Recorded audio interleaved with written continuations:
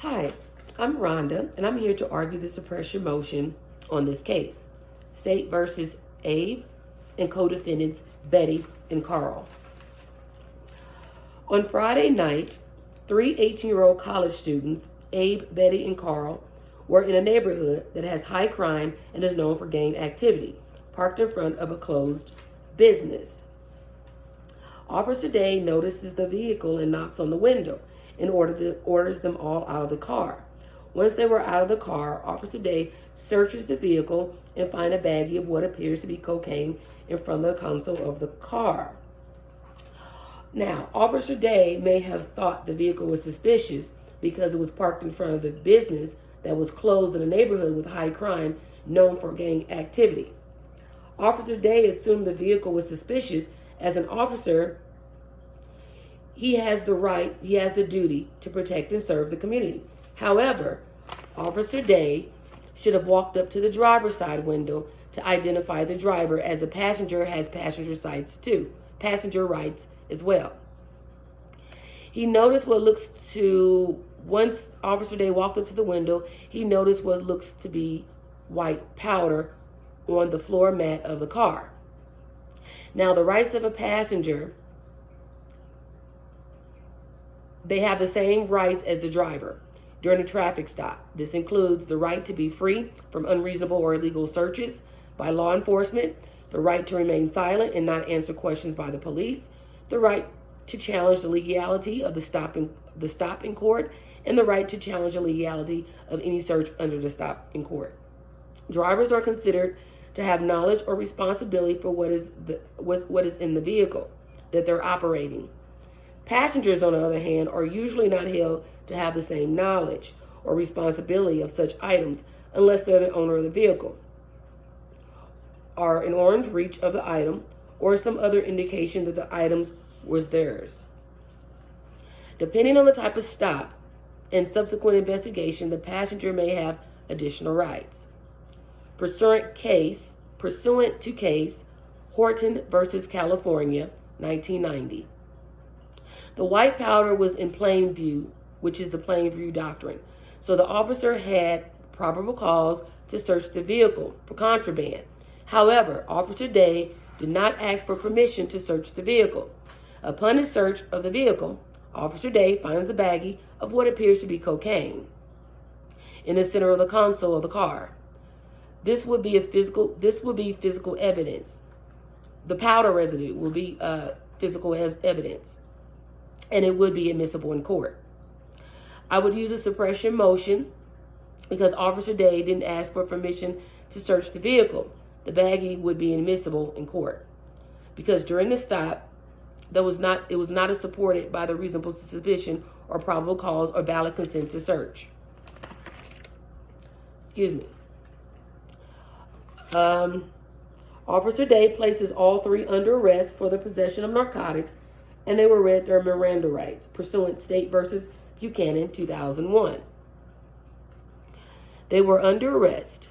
However, it was an illegal search and seizure because Officer Day didn't know for sure if it was cocaine or baby powder, which is, and that's, everyone is protected under the Fourth Amendment right to search and unlawful search and seizure. Some jurisdictions perform drug tests on site of the powder residue at the scene.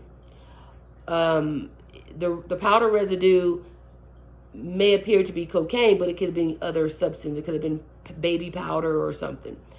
So without a drug test, this would be hearsay from the police reports or circumstantial evidence because there's no solid proof that the substance was actual cocaine, which is inadmissible because this is an unreasonable search and seizure, which is a violation of the Fourth Amendment.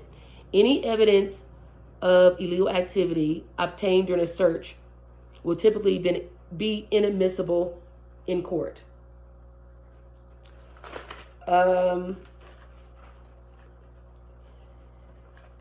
Officer Day asks Abe a question.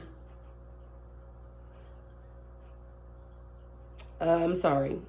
I got kind of mixed up here, but Officer Day and a fellow officer takes all three to jail for booking. Officer Day asked Abe a question about the university that he attends and a sticker that was on his car. Abe responded, "Yes, it's competitive there. I can hardly finish all my work if I don't use the cocaine to stay awake and focused." Here, Abe admits that it's cocaine that was found in the baggie. It was in fact cocaine found in the baggie in the console of the car. That was in fact narcotics. However, Abe was not under investigation, but he confessed that the substance was contraband. This evidence will be subject to exclusion. Suppression motion will be filed, making this confession inadmissible because Abe had a right to counsel before making such statement, admitting that he needed the cocaine. Therefore, his statement would be inadmissible in court. The next day, all three were brought to court for arraignment along with counsel.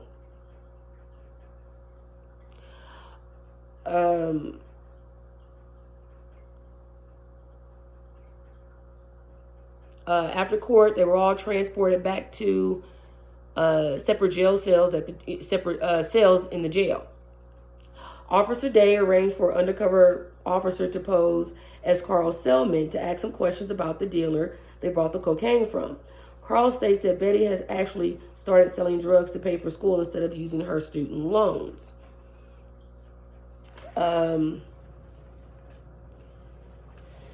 After court, here, the undercover police officer was investigating Carl about the narcotics that was found in the vehicle and where they bought the drugs from. Betty selling and distributing drugs had nothing to do with what they were trying to find. They were actually trying to get more information and question Carl about the dealer and where they buy it from. I would use a suppression motion and make the statement inadmissible regarding the sale and distribution of Betty because it was a confession from Carl, but they can't prove beyond a reasonable doubt that the cocaine, again, that was in the vehicle was Betty's narcotics.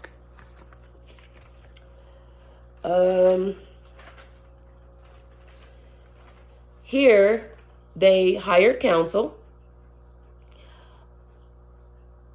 and without counsel and making the confession was a violation of the Sixth Amendment right, the right to counsel. The Sixth Amendment states after suspect has been formally charged and appointed counsel, they have the right to counsel. They have a right to have counsel present at any subsequent interrogation by the police. The police may not initiate contact with the suspect whose Sixth Amendment right has been attached, pursuant Michigan versus Jackson, 1986, and State versus Tucker, 1992. Therefore, Officer Day and the undercover police officer violated Carl's Sixth Amendment right, and his admission would not be admissible in court, and a suppression motion would be filed. This will conclude my criminal law final presentation. Thank you.